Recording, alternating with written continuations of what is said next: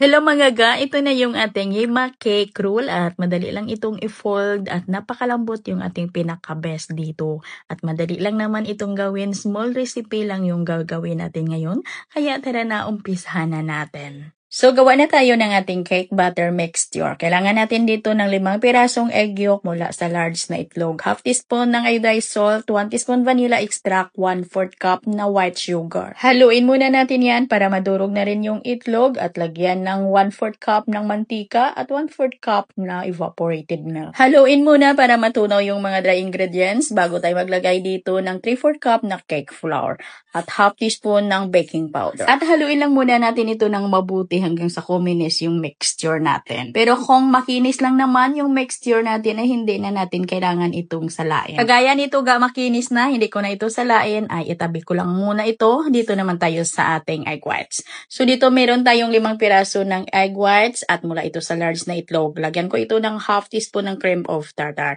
At batihin at pag ganito na yung consistency niya, ay paunti-unti na nating ilagay yung ating half cup na white sugar. At paulit-ulit ko na lang talaga itong sinabi mga ga para naman po hindi din papalpak yung paggawa ninyo ng mirang. Na yung attachment ng ating hand mixer at yung bowl na paglalagyan natin ay dry ho yan. Kailangan ay hindi yan basa. Walang bahid na kung ano-ano lalo na yung mamantika. At yung ating egg whites na yan ay kailangan ay hindi po yan mahaluan ng kahit kunti or maliit lang na egg yolk para po maganda talaga yung volume, yung alsa ng ating mirang. Ayan, ang naubos nating nalagay lahat yung ating asukal ay batihin lang natin ng mga ilang minuto hanggang sa maging medium peaks yung ating mirang.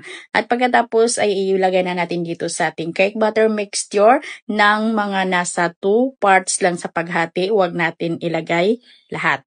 Balihatiin lang muna natin and then cut in fold. At pag well mix na yung first natin na nilagay, ay ilagay na natin lahat yung natira nating mirang and then cut in fold ulit. Haluin talaga ng padandahan lang at huwag lang po talaga natin itong ma-over mixing mga ga ha. At pagkatapos ay pwede na po natin itong ilagay sa ating mga lianira. Ang lianira natin may sizes ito na 11 by 15 by 1. Nilagyan ko ho yan ng parchment paper. At kailangan sa puntong ito ay mainit na yung ating oven.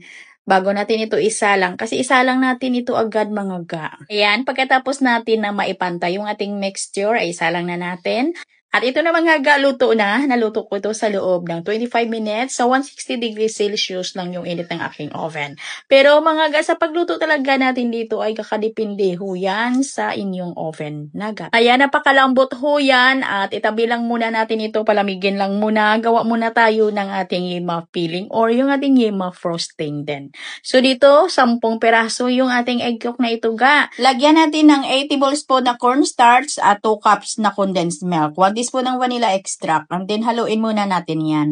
At pag halong-halo na nadurog na natin yung ating egg yolk at yung cornstarch, ay pwede na natin ilagay dito yung 1 cup na evaporated milk. Haluin muna at isalang na natin ito. Lutuin natin ito sa katamtamang apoy lang ng ating kalan. Hintayin lang natin itong kumulo hanggang sa ito'y lumapot habang patuloy natin itong hinahalo.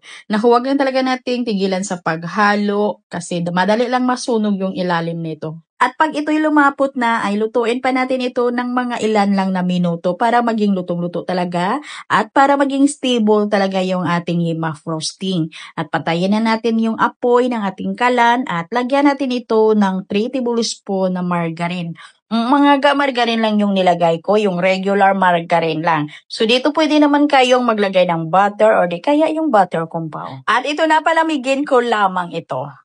At malamig na din yung ating pinaka-best. Dito ay tanggalin lang natin ito sa kanyang hulmahan at kuhanin lang natin yung kanyang parchment paper. At palitan ko yan ng medyo malapad na parchment paper. At baliktarin ko ulit at lukutin or ay i-roll ko pala muna ito at pagkatapos ay bukladin ko ulit. At dito na, maglagay na ako dito ng palaman sa loob. At ito na yung ating Yema frosting na niluto natin kanina. Ito'y malamig na pero para kuminis ito ng bonggang-bongga ay batihin natin ito gamit yung ating hand mixer. At nilagay ko lang sa ating plastic piping bag yung ating palaman. At sa pagpalaman natin dito ay depende na ho yan sa inyo kung makapal or damihan nyo yung inyong palaman or manipis. Ay nasa sa inyo na yan mga ga.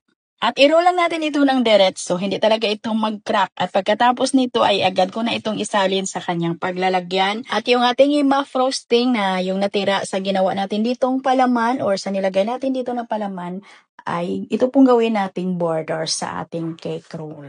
At yung dalawang bandang dulo nito ay pahiran din natin ng yema frosting para kakapit dito yung ilagay natin na grated cheese. At abay ako'y hirap naman magpakinis kaya ito lang yung ginawa ko. Mas madali pa mga gagamit lang tayo dito ng itong klase ng icing tips. Pero hindi ko alam kung anong sizes na tips na ito ga.